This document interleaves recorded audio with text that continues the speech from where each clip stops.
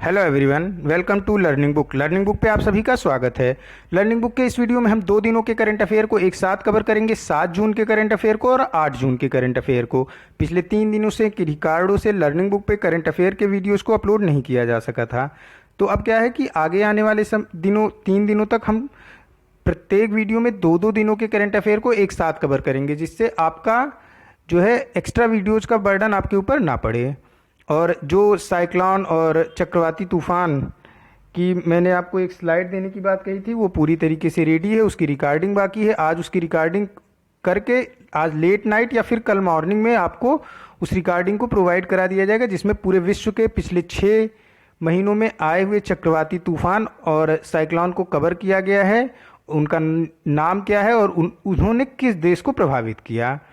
और अब मैं क्या कर रहा हूँ कि जो कोविड-19 से रिलेटेड जितने भी क्वेश्चन हैं, यानी कि जैसे कोई रोबोट किसी ने बनाया, आईआईटी रोपड़ ने वार्ड बॉट बनाया था, उस तरीके से जितने आईआईटीज़ ने जो जो चीज़ें की कोविड-19 से निपटने के लिए, जिन राज्य सरकारों द्वारा कौन कौन सी योजनाएं चलाई गई कोविड-19 से निपटने के लिए, और साथ ही साथ केंद्र सरकार ने कौन कौन सी योजनाएं चलाएं कोविड-19 से निपटने के लिए, राज्य सरकारों द्वारा जारी किए गए ऐप, केंद्र सरकार द्वारा जारी किए गए ऐप, इन सब का मैं कलेक्ट कर रहा हूं और इसे भी आपको आने वाले कुछ दिनों में प्रोवाइड करा दिया जाएगा। और उसका एक अलग से वीडियोज़ बनेगा, क्योंकि इसमें काफ़ी सारे ऐप और रोबोट, ये सारी चीज़ें काफ़ी सारे हैं, तो उन्हें एक अलग से वीडियोज़ में, जैसे साइक्लोन प्रोवाइड कराया जाएगा कल मॉर्निंग में, सेम तरीके से उसे आने वाले दिनों में आपको प्रोवाइड करा दिया जाएगा।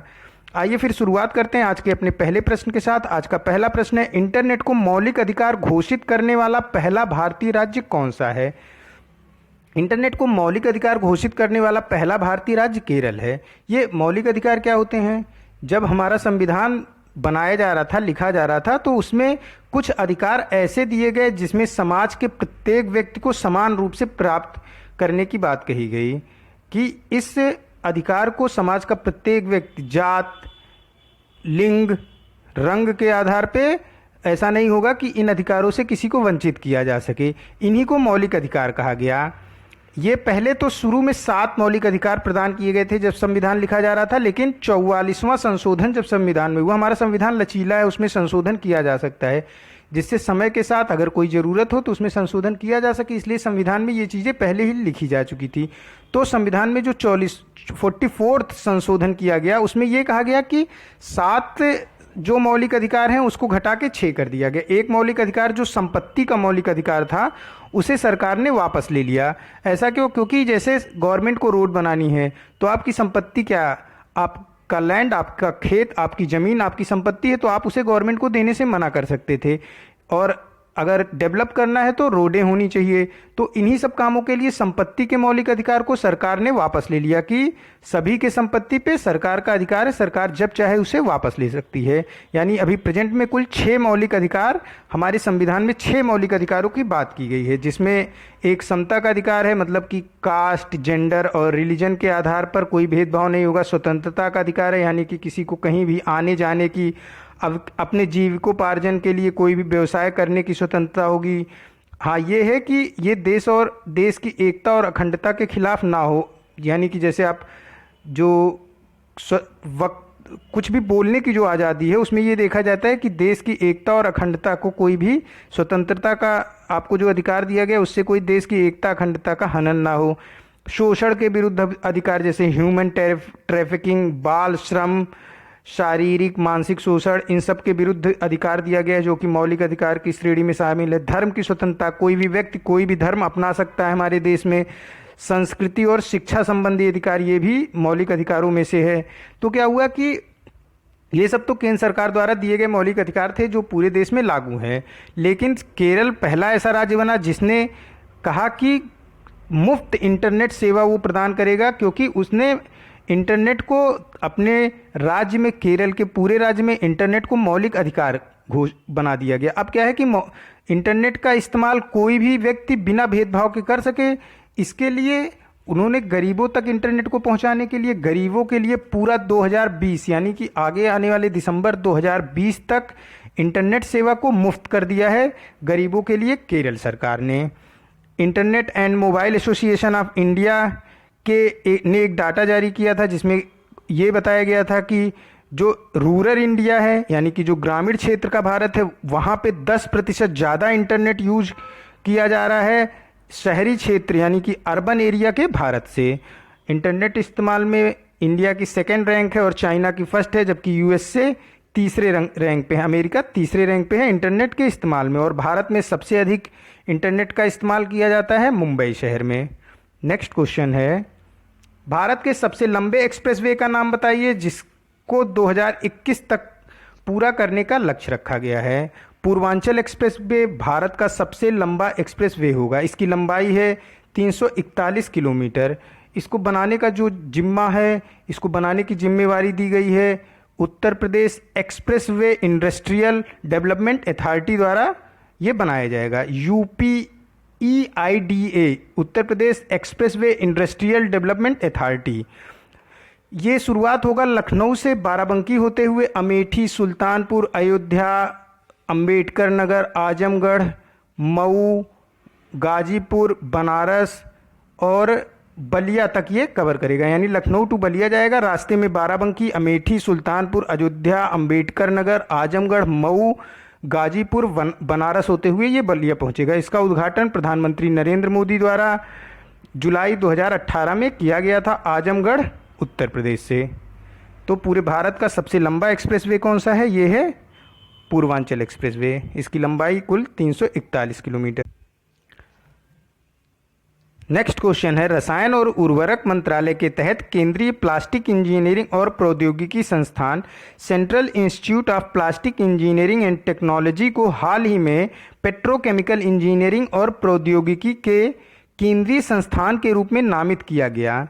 CIPET central institute of plastic engineering technology का मुख्यालय कहाँ स्थित है? देखिए, केंद्रीय प्लास्टिक इंजीनियरिंग और प्रौद्योगिकी संस्थान यानी कि central institute of plastic engineering technology का नाम बदलकर central institute of petrochemical engineering institute रख दिया गया है। यानी कि केंद्रीय पेट्रोकेमिकल इंजीनियरिंग संस्थान कर दिया गया है इसका नाम बदलकर।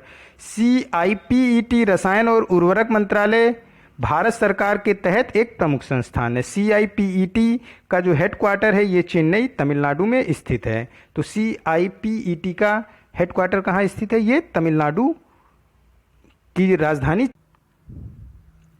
नेक्स्ट क्वेश्चन है, हाल ही में कारगिल के प्रथम सौर लिफ्ट सिंचाई संयंत्र का उद्घाटन किया गया। कारगिल किस राज्य / केंद्र शासित प्रदेश में स्थित है? सबसे पहले तो समझ लेते हैं क्या होता है लिफ्ट सिंचाई संयंत्र, फिर समझेंगे सौर लिफ्ट सिंचाई संयंत्र क्या होता है। देखिए, लिफ्ट सिंचाई संयंत्र ये होता है कि जैसे कि किसी ऊंचाई पे पानी को पहुंचाना, पानी को लिफ्ट करके ऊंचे स्थान पे पहुंचाना। पानी का स्वभाव क्या है? पानी यानी जल का स्वभाव है कि ये हमेशा ऊंचाई से नीचे की तरफ ढाल की तरफ बहता है। अभी घरों में देखिए, अगर हमें पानी को अपनी टंकी में भरना होता है तो हमें समरसेबल का इस्तेमाल करना पड़ता है। समरसेबल को एनर्जी देनी पड़ती है और वो उसी एनर्जी के थ्रू पानी को ऊंचाई पे पहुंचाता है। और जबकि देखिए, हम जब पानी को टंकी से नीचे लाते हैं तो हमें कोई भी एनर्जी की ज़रूरत नहीं होती है, वो अपने आप आ जाता है। तो इसी तरह से जैसे कोई स्थान है जहाँ पे नदी नीचे बह रही है और खेती ऊपर की तरफ करी जा रही है, तो उसको खेती के लिए पानी को पहुँचाने के लिए हमको क्या करना होगा? सिंचाई के लिए पानी को लिफ्ट करना पड़ेगा, ऊपर करना पड़ेगा। इसी को क्या बोलते हैं? लिफ्ट सिंचाई परियोजना। अब सौर लिफ्ट सिंचाई संयंत्र क्या होता है कि जो एनर्जी यूज की जा रही है पानी को लिफ्ट करके ऊपर की ओर पहुँचाने में, उस एनर्जी को हम कहाँ से प्राप्त करें? सोलर एनर्जी से प्राप्त करें। तो इसे क्या बोल देंगे? सौर लिफ्ट सिंचाई परियोजना।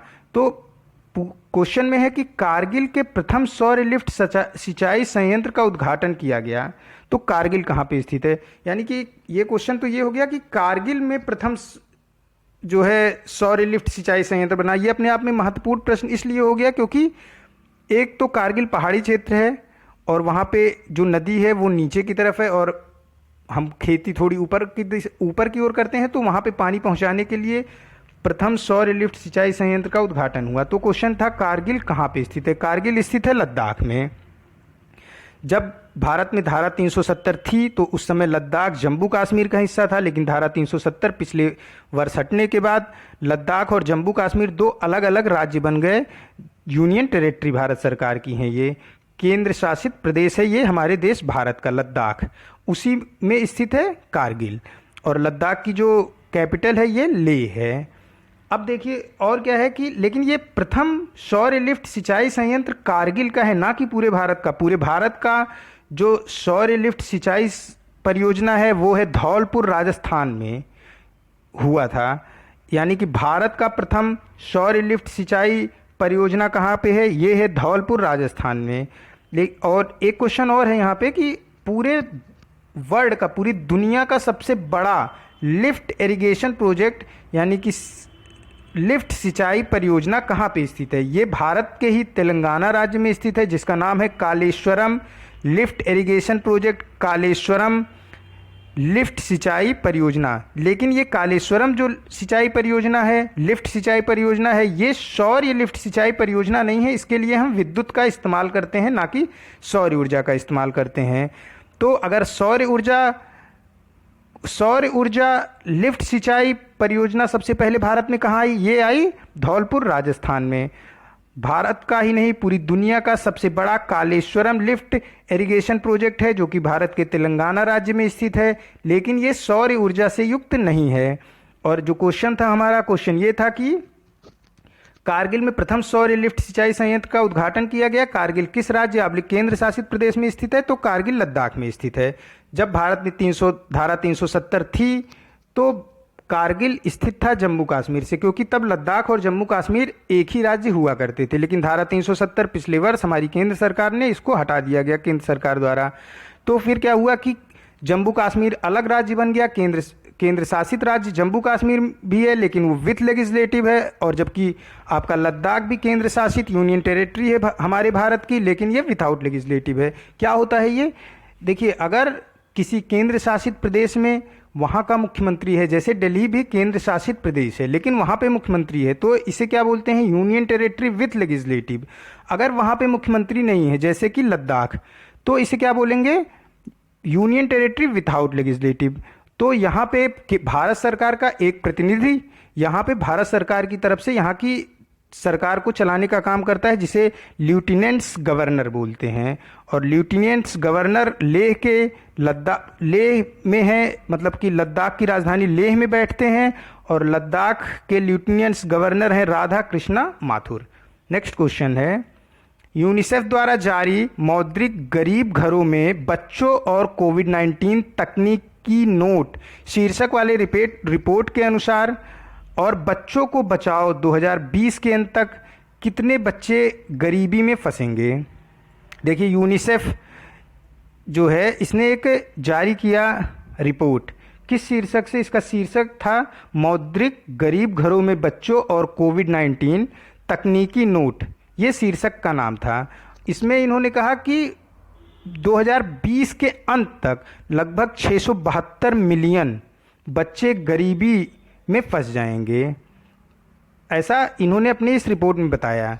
जो यूनाइटेड नेशन चिल्ड्रंस फंड है यानी कि यूनिसेफ है, इसका मुख्यालय न्यूयॉर्क में स्थित है। ये बच्चों को उनकी बुनियादी सुविधा, स्कूलिंग, न्यूट्रिशन, बाल विवाह, हिंसा, शोषण की घटनाएं पे रोक लगाने के लिए लगातार कार्य करता है। और इसी यूनिसेफ द्वारा ये बताया गया कि 2020 के अंत तक कोविड-19 की वजह से 672 मिलियन बच्चे गरीबी रेखा में फंस जाएंगे। अभी कुछ दिन पहले ही क्या हुआ था कि यूनाइटेड नेशन ने एक रिपोर्ट जारी की थी, जिसमें उन्होंने कहा था कि कुल 130 मिलियन परिवार के लोग बीपीएल, बिलो पॉवर्टी लाइन हो जाएंगे 2030 तक। उसमें देखिए कि अगर 130 मिलियन परिवार के लोग बिलो पॉवर्टी लाइन जाएंगे, तो इन परिवार के बच्चे भी क्या होंगे, बिलो पॉवर्टी लाइन जाएंगे। और फिर इन परिवार, तो उन्हीं सबको देखते हुए जो ये आंकड़ा जारी किया गया, क्योंकि इस परिवार में फिर जो एडल्ट होंगे उनकी शादी होगी, तो उनके बच्चे भी क्या होंगे, बिलो पॉवर्टी लाइन ही होंगे। उन्हीं सबको देखते हुए जो ये रिपोर्ट जारी की है यूनिसेफ ने, उसमें बताया है कि 672 मिलियन बच्चे इस साल के अंत तक क्या हो जाएंगे, गरीबी रेखा में चले जाएंगे, जो अभी प्रेजेंट टाइम में गरीबी रेखा में नहीं फंसे हैं। तो 672 मिलियन इसका आंसर होगा। यूनिसेफ का headquarter New York, USA. Next question है, एशियाई विकास बैंक और भारत सरकार ने किस राज्य में सड़कों के उन्नयन के लिए 177 मिलियन के ऋण समझौते पर हस्ताक्षर किया है? एशियाई विकास बैंक और भारत सरकार ने महाराष्ट्र के सड़कों के उन्नयन के लिए 177 मिलियन यूएस डॉलर के ऋण समझौते पर हस्ताक्षर किया है। इसका आपका एशियाई विकास बैंक का जो हेडक्वार्टर है ये स्थित है मनीला, फिलीपींस में। और कुछ और भी, एशियाई विकास बैंक ने भारत को 1.5 बिलियन यूएस डॉलर प्रदान किया है कोविड-19 से लड़ाई करने के लिए, कोविड-19 से फाइट करने के लिए, जबकि वर्ल्ड बैंक ने हिमाचल प्रदेश को 80 मिलियन यूएस डॉलर का लोन दिया है वाटर मैनेजमेंट और एग्रीकल्चर के लिए। यानी कि 177 मिलियन का लोन प्राप्त हुआ महाराष्ट्र को, सरकार को वहाँ के सड़कों के उन्नयन के लिए 80 मिलियन यूएस डॉलर का लोन प्राप्त हुआ वर्ल्ड बैंक से हिमाचल प्रदेश को वाटर मैनेजमेंट और एग्रीकल्चर के लिए। एशियाई विकास बैंक ने ही भारत को 1.5 बिलियन यूएस डॉलर दिया कोविड-19 से लड़ाई करने के लिए। एशियाई विकास बैंक का हेडक्वार्टर फिलीपींस मनीला में स्थित है। नेक्स्ट क्वेश्चन है, फिच रेटिंग के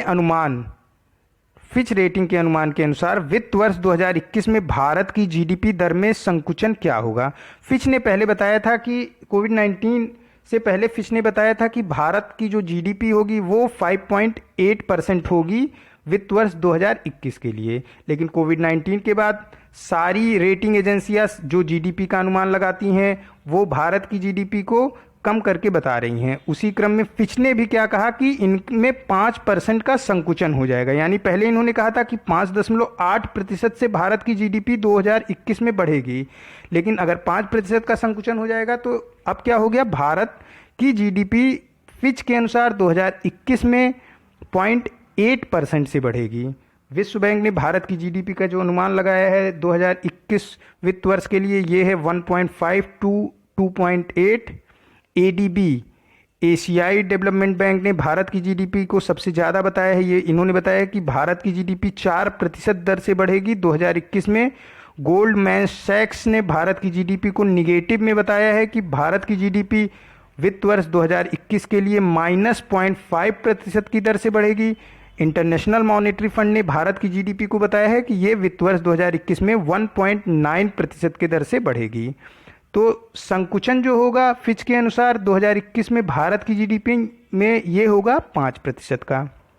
नेक्स्ट क्वेश्चन है, अनिल किशोर को हाल ही में न्यू डेवलपमेंट बैंक के उपाध्यक्ष के रूप में नियुक्त किया गया है। केवी कामत की जगह न्यू डेवलपमेंट बैंक के नए अध्यक्ष के रूप में किसे नियुक्त किया गया है? देखिए, अनिल किशोर को वाइस प्रेसिडेंट और केवी कामत की जगह जो नियुक्त किए गए हैं ये हैं पाड्रो ट्रायोज को केवी कामत की जगह जो न्यू डेवलपमेंट बैंक है इसका अध्यक्ष नियुक्त किया गया है। इसके पहले पाड्रो ट्रायोज ब्राज़ील के वित्त मंत्री के रूप में काम कर चुके हैं और न्यू डेवलपमेंट बैंक का जो मुख्यालय है ये शंघाई चाइना में स्थित है। कि पेड्रो ट्रायोज जो स्थान लेंगे ये स्थान लेंगे केवी कामत का। केवी कामत इससे पहले न्यू डेवलपमेंट बैंक के अध्यक्ष थे और ये रिटायर हो गए हैं। अनिल किशोर ये भारतीय हैं और इन्होंने एसबीआई के चेयरमैन के रूप में भारत में कार्य किया है और ये वाइस प्रेसिडेंट होंगे न्यू डेवलपमेंट बैंक के। न्यू डेवलपमेंट बैंक ब्रिक्स देश के समूह द्वारा स्थापित किया गया है। ब्रिक्स देश कौन कौन से? ब्राज़ील, रशिया, इंडिया, चाइना और साउथ अफ्रीका, ये 5 देश मिलके न्यू डेवलपमेंट बैंक की स्थापना की है। तो Pedro triose new development bank के नए अध्यक्ष होंगे और न्यू डेवलपमेंट बैंक के नए उपाध्यक्ष हैं ये हैं अनिल किशोर। नेक्स्ट क्वेश्चन है, नरेंद्र ध्रुव बत्रा को हाल ही में ओलंपिक चैनल आयोग के सदस्य के रूप में नियुक्त किया गया है। वह किस खेल के अंतर्राष्ट्रीय महासंघ के अध्यक्ष हैं? अंतर्राष्ट्रीय महासंघ के अध्यक्ष हैं नरेंद्र ध्रुव बत्रा, ये हैं हॉकी के। हॉकी इंटरनेशनल हॉकी फेडरेशन का जो मुख्यालय है ये है लॉज़ेन, स्विट्ज़रलैंड में और इसके जो प्रेसिडेंट हैं ये नरेंद्र बत्रा हैं। अब Narendra Batra international Olympic committee के भी जो है क्या हो जाएंगे, सदस्य हो जाएंगे। सदस्य के रूप में इनको इंटरनेशनल ओलंपिक कमेटी के सदस्य के रूप में भी इन्हें नामित किया गया है। इंटरनेशनल ओलंपिक कमेटी का भी जो है आपका हेडक्वार्टर कहाँ है, लॉजेन स्विट्जरलैंड में है। यानी कि इंटरनेशनल हॉकी फेडरेशन या फिर इंटरनेशनल ओलंपिक कमेटी, दोनों का जो हेडक्वार्टर है वो कहाँ पे है, लॉजेन स्विट्जरलैंड में है। इंटरनेशनल ओलंपिक कमेटी के जो अध्यक्ष हैं वो हैं थॉमस बाख।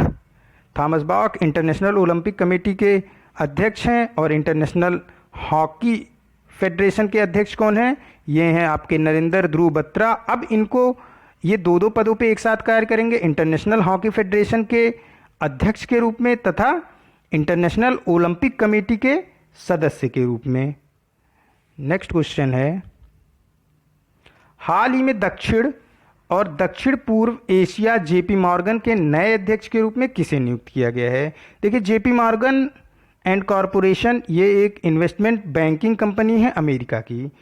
इसका हेडक्वार्टर न्यूयॉर्क में स्थित है और इसके जो ये अलग अलग जगहों के लिए अलग अलग अध्यक्ष को नियुक्त करती है। तो दक्षिण पूर्व एशिया के लिए, दक्षिण और दक्षिण पूर्व एशिया के लिए इसने जो नियुक्त किया है अध्यक्ष वो हैं लियो पुरी को। लियो पुरी स्थान लेंगे कल्पना मोरपारिया का। कल्पना मोरपारिया रिटायर हो रही हैं 2021 में, तो लियो पुरी की नियुक्ति अभी से ही कर दी गई है 2021 के लिए कि कल्पना मोरपारिया जो कि अभी प्रेजेंट टाइम में दक्षिण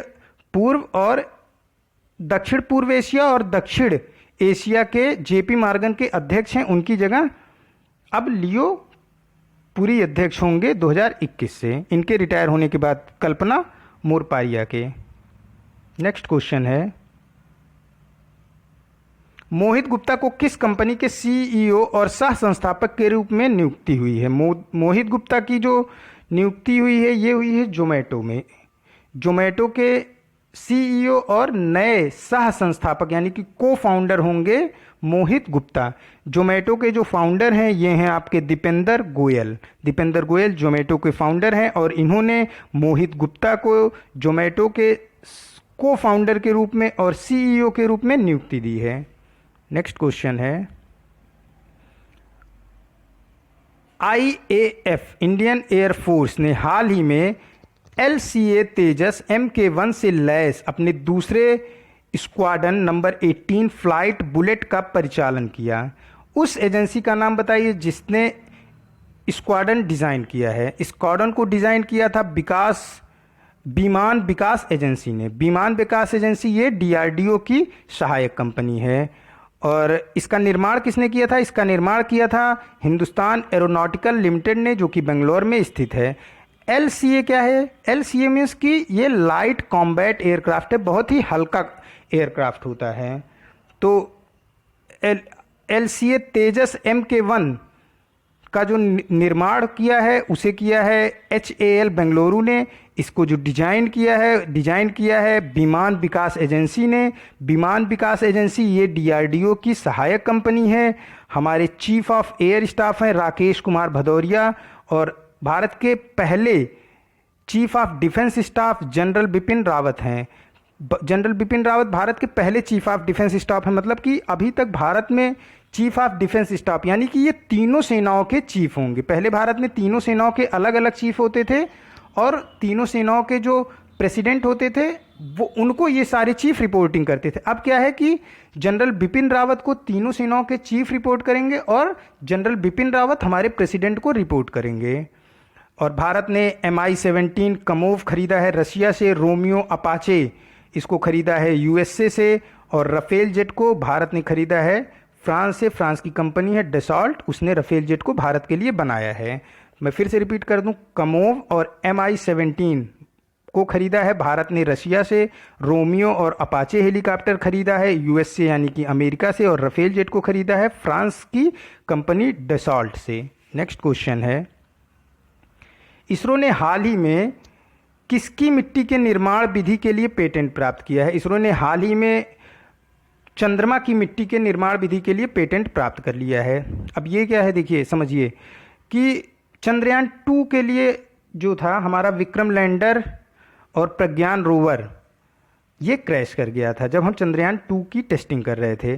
तो आगे फिर से जब हम इसकी टेस्टिंग करें तो उसके लिए जो चंद्रमा की मिट्टी है उस पर हम सबसे पहले अपने विक्रम लैंडर को उतार के चेक कर लें नीचे ही, क्योंकि चंद्रमा की मिट्टी की क्या है खासियत, उसके लिए हम इसको पेटेंट करा लिए। अब हम चंद्रमा की मिट्टी को यहाँ पे बनाएंगे और फिर उस पर अपने विक्रम लैंडर और प्रज्ञान रोवर को टेस्ट करेंगे। फिर हम इसको एक नई ऊर्जा के साथ और एक नई तकनीक के साथ चंद्रयान 2 मिशन के लिए भेजेंगे। देखिए चंद्रयान 2 मिशन में क्या हुआ था कि देखिए मिशन में 3 चीज़ें इस्तेमाल होती हैं। एक तो रॉकेट, तो चंद्रयान 2 में इस्तेमाल हुआ था GSLV Mark 3 रॉकेट, जो कि विक्रम लैंडर को लेके गया था वहाँ मून सरफेस पे। मून सरफेस पे पहुँचने के बाद क्या होता है कि रॉकेट साथ छोड़ देता है विक्रम लैंडर का। अब विक्रम लैंडर को लैंड करना था मून सरफेस पे और फिर उससे प्रज्ञान रोवर निकलता और वो ऑर्बिट करता मून को, और इस प्रज्ञान रोवर ही अध्ययन करता मून का, और फिर उसकी रिपोर्ट जो अध्ययन करता उसकी रिपोर्ट को वो हमारे इसरो के पास भेजता। लेकिन विक्रम लैंडर सही से मून पे लैंड नहीं कर पाया और क्रैश कर गया, जिसकी वजह से प्रज्ञान रोवर भी विक्रम लैंडर के अंदर था तो वो खुद ब खुद क्रैश कर गया। और अगर ये भारत का सफल होता तो ऐसा करने वाला भारत चौथा देश होता, यानी कि अभी तक रशिया, USA और चाइना ही ऐसा कर सके हैं। लेकिन अब भारत चंद्रमा की मिट्टी की निर्माण करने की विधि के लिए पेटेंट प्राप्त कर लिया है। तो अब भारत चंद्रमा की मिट्टी पे अपनी टेस्टिंग को पूरी तरीके से कंप्लीट करके फिर से दोबारा चंद्रयान के लिए मिशन कर सकता है। तो ऑप्शन डी इसका करेक्ट हो जाएगा। नेक्स्ट क्वेश्चन है, विश्व भूख दिवस प्रतिवर्ष कब मनाया जाता है? विश्व भूख दिवस प्रतिवर्ष मनाया जाता है 28 मई को। इसका प्रमुख उद्देश्य विश्व में भूख को लेकर कोई अस्थायी समाधान खोजना है तथा दुनिया का कोई व्यक्ति भूखे पेट ना रहे, इसके लिए लोगों को जागरूक करना है। हमारे भारत की स्थिति वर्ल्ड हंगर इंडेक्स में बहुत ही खराब है। भारत वर्ल्ड हंगर इंडेक्स में पिछले वर्ष 102वें रैंक पे था। टोटल 117 कंट्री में भारत 102वें रैंक पे था, यानी भारत में जो भूखे लोगों की संख्या है, जो कि पूरी तरीके से सही से न्यूट्रिशन नहीं प्राप्त कर रहे हैं, इनकी स्थिति भारत में बहुत ही खराब है। 117 देशों में भारत 102 रैंक पे था, जिसकी रैंक 1 है वो सबसे अच्छा देश है, यानी कि वो उस देश में कोई भी व्यक्ति भूखा नहीं है न्यूट्रिशन पर, मतलब न्यूट्रिशन जितना होना चाहिए उतना उस देश में है। और जिसकी 117 रैंक है उसकी स्थिति सबसे खराब है। हमारी भारत देश की रैंक 102 थी 2019 में, और ये रैंक बहुत ही खराब मानी जाएगी। वर्ल्ड हंगर इंडेक्स में भारत की रैंक बहुत ही खराब थी। पिछले वर्ष 102 रैंक थी 117 देशों में। और विश्व भूख दिवस प्रतिवर्ष मनाया जाता है 28 मई को। नेक्स्ट क्वेश्चन है, उस राज्य का नाम बताइए जिसने राज्य के माध्यम से राज्य और राष्ट्रीय राजमार्गों के साथ 800 किलोमीटर हर्बल सड़कों को विकास की योजना बनाई है। हर्बल सड़कों के विकास की योजना बनाई है उत्तर प्रदेश सरकार ने। हर्बल ये क्या करेंगे कि रोड के दोनों साइड हर्बल मेडिसिन ट्री को लगाएंगे। हर्बल मेडिसिन ट्री का प्लांटेशन करेंगे। इससे क्या होगा, एक तो खूबसूरती बढ़ेगी रोडों की, फिर बायोडाइवर्सिटी बढ़ेगी, और जो एयरबॉर्न डिजीज होते हैं ये कम होंगे।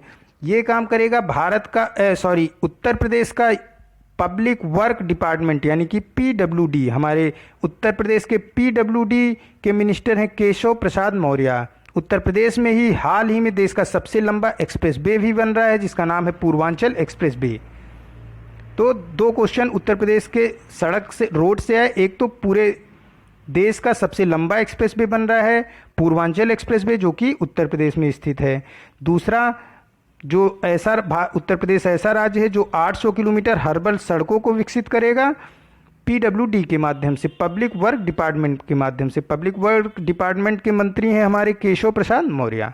नेक्स्ट क्वेश्चन है, किस राज्य ने प्रवासी श्रमिकों को रोजगार और सहायता प्रदान करने के लिए रोजगार सेतु योजना शुरू की है? रोजगार सेतु योजना की शुरुआत की है मध्य प्रदेश सरकार ने। जो मध्य प्रदेश के माइग्रेंट वर्कर, यानी कि जो दूसरे जगहों पर काम करने गए थे और मध्य प्रदेश के बाहर रोजगार का काम करते थे, कोविड-19 पैंडेमिक, कोविड-19 महामारी की वजह से वो मध्य प्रदेश में वापस लौट आए हैं।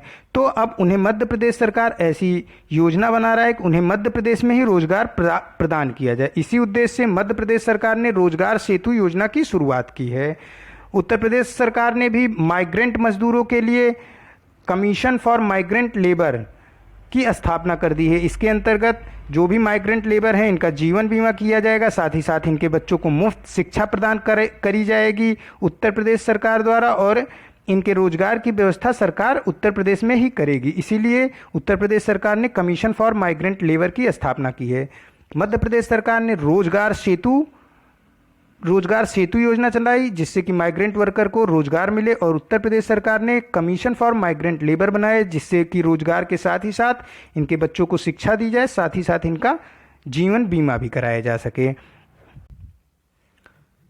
नेक्स्ट क्वेश्चन है, उस राज्य का नाम बताइए जिसने लॉकडाउन के दौरान राज्य में वापस आए प्रवासियों को बनाए रखने के लिए मुख्यमंत्री स्वरोजगार योजना नाम से योजना की शुरुआत की है। मुख्यमंत्री स्वरोजगार योजना की शुरुआत की है उत्तराखंड की सरकार ने। उत्तराखंड सरकार ने जो भी कुशल या फिर अकुशल कारीगर कोविड-19 पैंडेमिक के दौरान जो प्रवासी मजदूर हैं अपने राज्य उत्तराखंड में वापस आए हैं उनके लिए इस योजना की शुरुआत की है। इस योजना के अंतर्गत उत्तराखंड की राज्य सरकार ने इन प्रवासी मजदूरों को बैंक के जरिए ऋण की सुविधा प्रदान कराने की घोषणा की है, जिससे वो अपने ही राज्य में जो प्रवासी वापस आए हैं वो अपने ही राज्य में बने रहें और मुख्यमंत्री स्वरोजगार योजना का फ़ायदा उठा के खुद का रोजगार अपने ही राज्य में करें। उत्तराखंड के मुख्यमंत्री त्रिवेंद्र सिंह रावत हैं। यहाँ की जो गवर्नर हैं वो बेबी रानी मौर्य हैं। उत्तराखंड की 2 राजधानियाँ होती हैं, एक होती है शीतकालीन राजधानी जो कि देहरादून है, और गैरसैंण जो राजधानी है उत्तराखंड की ये ग्रीष्मकालीन राजधानी है उत्तराखंड की। नेक्स्ट क्वेश्चन है, उत्तराखंड के साथ साथ ही उत्तर प्रदेश सरकार ने क्या किया है, इसने किया है कमीशन बनाया है माइग्रेंट लेबर के लिए जो कि उनके रोजगार के साथ साथ ही उनके बच्चों की शिक्षा और उनका जीवन बीमा करने का कार्य करेगी। रोजगार सेतु नाम की योजना चलाई है मध्य प्रदेश सरकार ने, इसका जिक्र अभी ऊपर किया जा चुका है। नेक्स्ट क्वेश्चन है, बॉम्बे स्टॉक एक्सचेंज और नेशनल स्टॉक एक्सचेंज ने एसएमई के लिए वार्षिक लिस्टिंग शुल्क को कितने प्रतिशत कम कर दिया है। बॉम्बे स्टॉक एक्सचेंज और नेशनल स्टॉक एक्सचेंज ने एसएमई के लिए वार्षिक लिस्टिंग शुल्क को 25% कम कर दिया है। ये क्या है, देखिए अगर कोई भी कंपनी अपने शेयर को बेचना चाहती है, शेयर बेचने का मतलब कि वो लोगों से कहती है कि हमारे शेयर खरीदो और हम अपने प्रॉफिट का जितने % आप शेयर खरीदोगे उतने % आपको देंगे, तो ये शेयर मार्केटिंग का काम होता है। तो लेकिन अगर आपको शेयर अपना बेचना है भारत में तो आपको बॉम्बे स्टॉक एक्सचेंज और नेशनल स्टॉक एक्सचेंज में अपना एक लिस्टिंग शुल्क जमा करना होता है कि आपकी कंपनी को बॉम्बे स्टॉक एक्सचेंज और नेशनल स्टॉक एक्सचेंज लिस्ट कर सके, जिससे लोगों को पता चले कि इस कंपनी का भी शेयर बिक रहा है और कितने रुपए में बिक रहा है। तो जो लिस्टिंग शुल्क होती है उसके लिए जो मध्यम यानी कि स्मॉल और मीडियम इंटरप्राइजेज लघु और मध्यम कंपनियों के लिए वार्षिक शुल्क जो लगता था उसमें बॉम्बे स्टॉक एक्सचेंज और नेशनल स्टॉक एक्सचेंज ने 25% की कमी कर दी है, ताकि ये जो लघु और मध्यम कंपनियां हैं ये आसानी के साथ बीएसई और एनएसई में अपनी लिस्टिंग को करा सकें। तो ऑप्शन ए करेक्ट हो जाएगा। नेक्स्ट क्वेश्चन है, भारतीय खेल प्राधिकरण स्पोर्ट अथॉरिटी ऑफ इंडिया के महानिदेशक के रूप में संदीप मुकुंद प्रधान के कार्यकाल को 2 वर्ष बढ़ा दिया गया है। स्पोर्ट अथॉरिटी ऑफ इंडिया भारतीय खेल प्राधिकरण का मुख्यालय कहाँ स्थित है। भारतीय खेल प्राधिकरण का मुख्यालय स्थित है नई दिल्ली में, और इसके जो महानिदेशक हैं ये हैं संदीप मुकुंद प्रधान।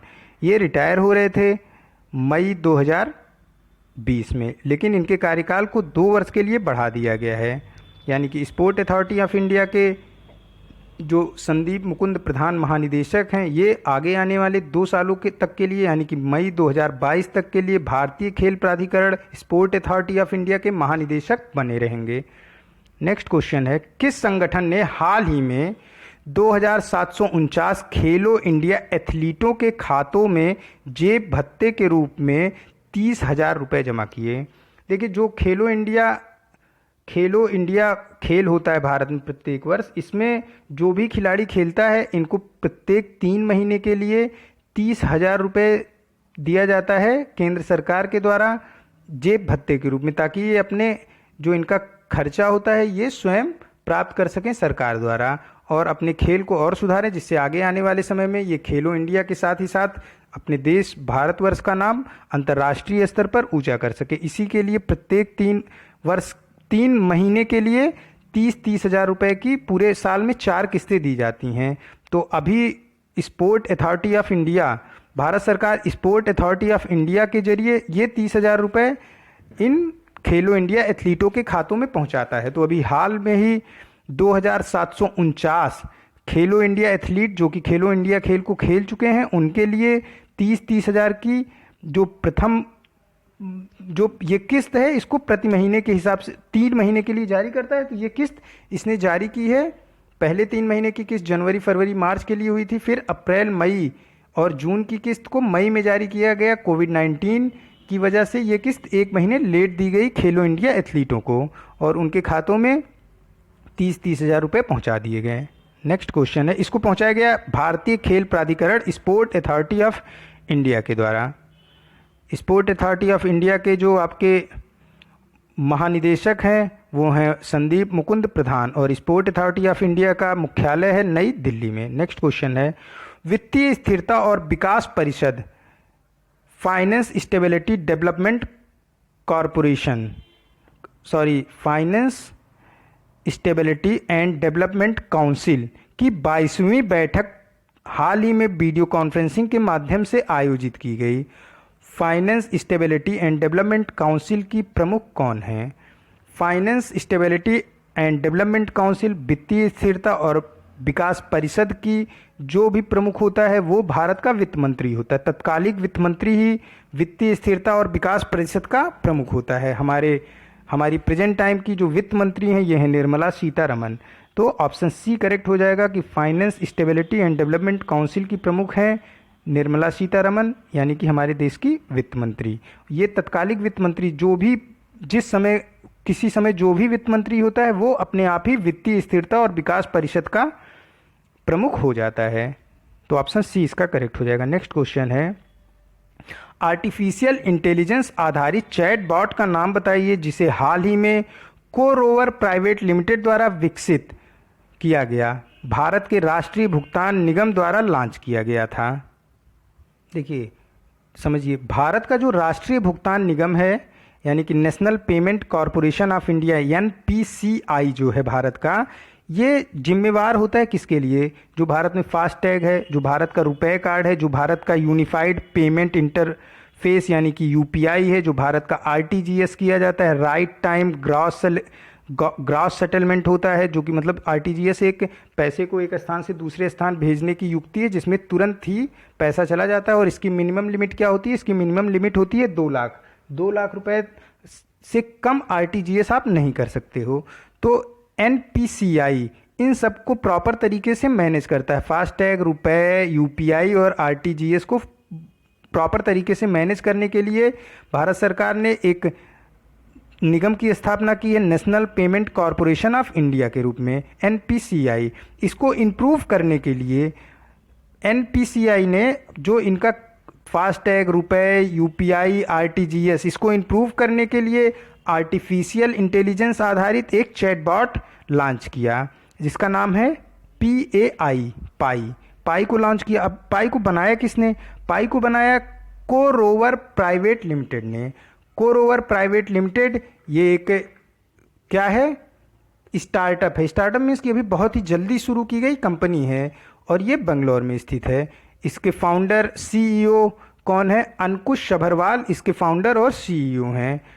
कोरोवर प्राइवेट लिमिटेड के फाउंडर और CEO अंकुर सभरवाल हैं। NPCE national payment corporation of India का मुख्यालय स्थित है। इसका ऑफिस मुंबई में है और इसके CEO हैं दिलीप एसबे इसके CEO हैं। टिया क्या है? देखिए ऑप्शन ए टिया, ये टाटा कैपिटल का वॉइस बॉट है जिसको टाटा ने व्हाट्सएप पर लॉन्च किया है अपने कस्टमरों को सपोर्ट करने के लिए। टिया टाटा कैपिटल का वॉइस बॉट है, जबकि PAI ये आर्टिफिशियल इंटेलिजेंस चैट बॉट है जिसे लॉन्च किया national payment corporation of India ने ताकि वो फास्टैग, रुपए, unified payment interface, UPI, RTGS इन सब के जो कार्य करने के तरीके हैं उनको इम्प्रूव करने के लिए पाई को लॉन्च किया NPCI ने। नेक्स्ट क्वेश्चन है, नौसेना डॉकयार्ड में किस नौसेना कमान ने अल्ट्रा वायलेट सैनिटेशन वे स्थापित किया है? क्या है अल्ट्रावायलेट सैनिटेशन वे? अल्ट्रावायलेट सैनिटेशन वे मीन्स कि आप जब उस रास्ते से गुजरोगे तो आप पूरी तरीके से सैनिटाइज हो जाओगे। इसको स्थापित किया है दक्षिण नौसेना कमान ने। हमारी जो नेवल है इसकी 3 कमान है। एक वेस्टर्न नेवल कमान जिसका मुख्यालय मुंबई में है, एक सदर्न नेवल कमान जिसका मुख्यालय कोची में है, एक ईस्टर्न नेवल कमान जिसका मुख्यालय विशाखापट्टनम में है।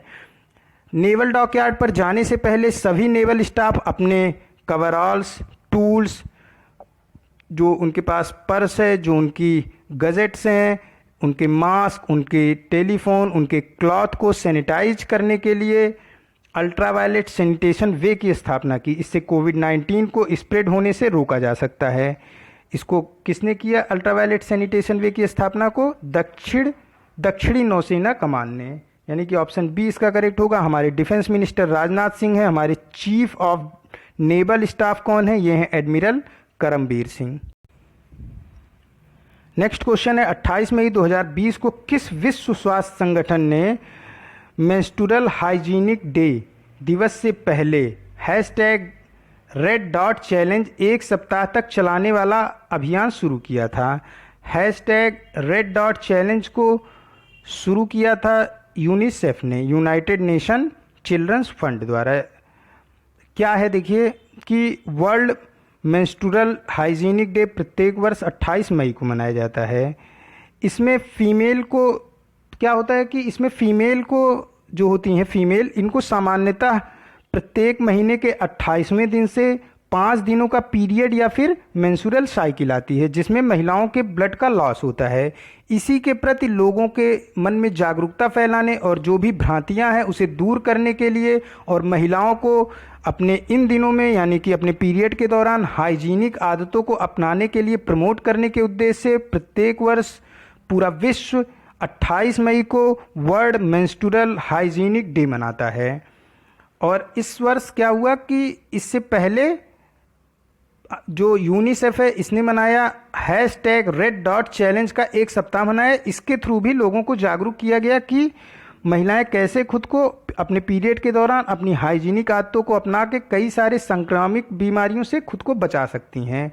UNICEF United Nation children's fund का मुख्यालय न्यूयॉर्क USA में है। ये आज का लास्ट क्वेश्चन था। मिलते हैं नए करंट अफेयर के साथ नेक्स्ट वीडियो में। Keep study on learning book. Thank you for watching this.